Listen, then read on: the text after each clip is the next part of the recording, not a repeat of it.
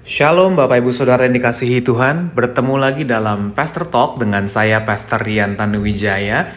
Senang sekali saya kembali boleh membagikan kebenaran firman Tuhan pada episode Pastor Talk kali ini.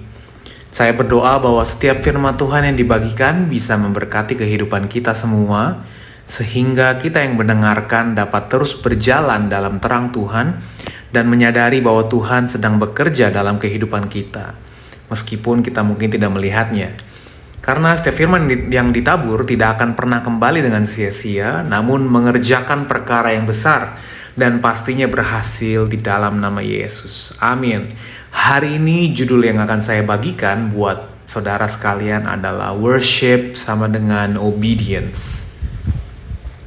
Sebagai orang Kristen, pada umumnya ketika kita mendengar worship atau penyembahan, biasanya kita akan mengasosiasikan kata tersebut dengan lagu, dengan musik, nyanyian, ataupun kata-kata pengagungan.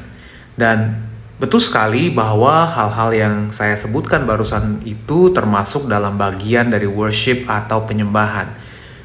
Bahwa ketika kita menyembah Tuhan, biasanya kita ekspresikan dalam bentuk lagu, dalam bentuk nyanyian, ataupun dalam bentuk kata-kata pengagungan. Tapi hari ini saya mau membagikan kepada kita semua bahwa worship itu bukan hanya sekedar hingar-bingar lagu pujian atau musik, tapi punya sebuah makna yang lebih dalam lagi. Mari kita lihat Alkitab kita. Di dalam Alkitab, kata worship atau penyembahan pertama kali dimention di dalam kisah Abraham dan Ishak. Kejadian 22 dikatakan demikian, setelah semuanya itu Allah mencoba Abraham. Ia berfirman kepadanya, Abraham, lalu sautnya, ya Tuhan. Ayat kedua, firman-Nya, ambillah anakmu yang tunggal itu yang engkau kasihi, yakni Ishak.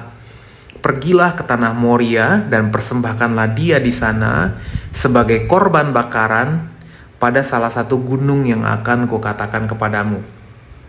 Lihat ya saudara, ayat ketiga, keesokan harinya pagi-pagi bangunlah Abraham, ia memasang pelana keledainya dan memanggil 2 orang bujangnya beserta Ishak anaknya.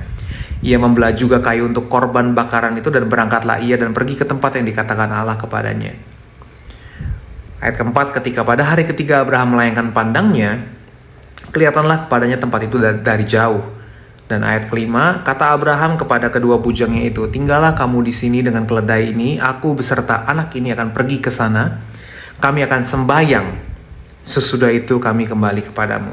Saya garis bawahi kata sembahyang di sini, di dalam translation atau terjemahan bahasa Inggris disebutkan worship.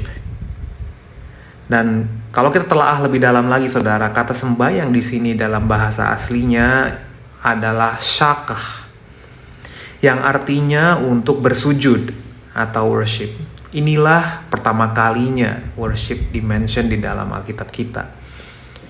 Dan saudara yang dikasih Tuhan, ketika kita membaca perikop ini, Alkitab memberi petunjuk bahwa worship itu bukan hanya mengenai lagu atau nyanyian. Karena dalam perikop ini tidak ada sama sekali dikatakan mengenai lagu atau musik atau nyanyian. Malahan yang ditekankan dalam perikop firman Tuhan ini adalah ketaatan Abraham akan perintah Tuhan. Lebih dalam dari sekedar nyanyian atau lagu, worship berbicara mengenai ketaatan akan perintah Tuhan. Worship sama dengan obedience. Di sini dikatakan Allah mencoba Abraham dengan menyuruh Abraham mengambil Ishak anaknya yang tunggal untuk dipersembahkan sebagai korban bakaran. Nah saudara, kita bisa bayangkan bagaimana Ishak ini adalah seorang anak yang telah dinantikan dan didoakan Abraham dan Sarah sekian lamanya. Namun setelah doa Abraham dan Sarah dijawab, malah sekarang Tuhan menyuruh Ishak untuk dijadikan korban bakaran. Aneh ya? Dan bayangkan kalau kita di posisi Abraham di sini, bagaimana respon hati kita?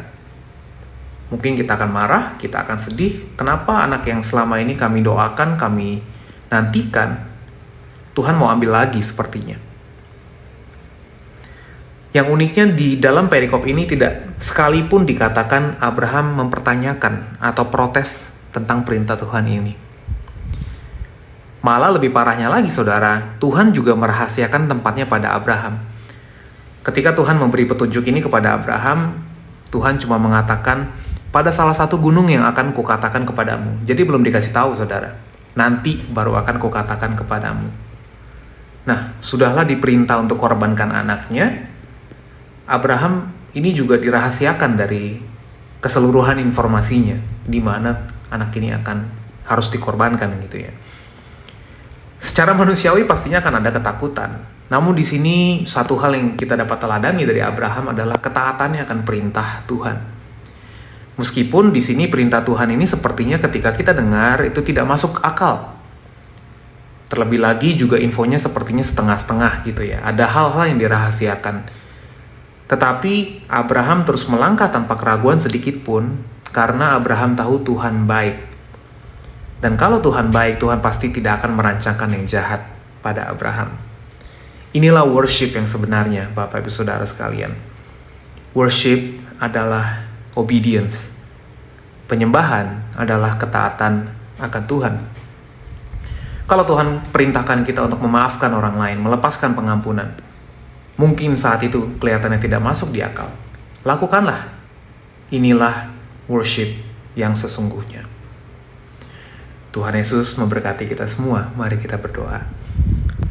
Bapa di surga, hari ini kami boleh belajar mengenai makna yang lebih dalam mengenai worship atau penyembahan. Selama ini kalau kami melihat worship itu sekedar nyanyian, kata-kata pengagungan, sound system, musik. Namun hari ini kami diingatkan lagi oleh Tuhan bahwa makna sebenarnya dari worship adalah ketaatan. Ajar kami untuk boleh selalu taat akan perintah Tuhan, meskipun ketika kami mendengar perintah tersebut rasanya buat kami tidak masuk akal ya Tuhan. Berikanlah kami kekuatan dan juga keteguhan hati untuk dapat menjadi semakin serupa dengan Kristus, untuk menjalankan apa yang Tuhan rencanakan dalam kehidupan kami. Kami menyerahkan hari ini ya Tuhan, apapun aktivitas kami, Tuhan, Engkau pasti sertai, Engkau pasti jagai, Engkau pasti lindungi, dan apapun yang kami kerjakan, Tuhan pasti buat berhasil. Kami percaya perlindungan Tuhan, penyertaan Tuhan sempurna bagi kami. Di dalam nama Tuhan Yesus kami berdoa, mengucap syukur. Haleluya. Amin.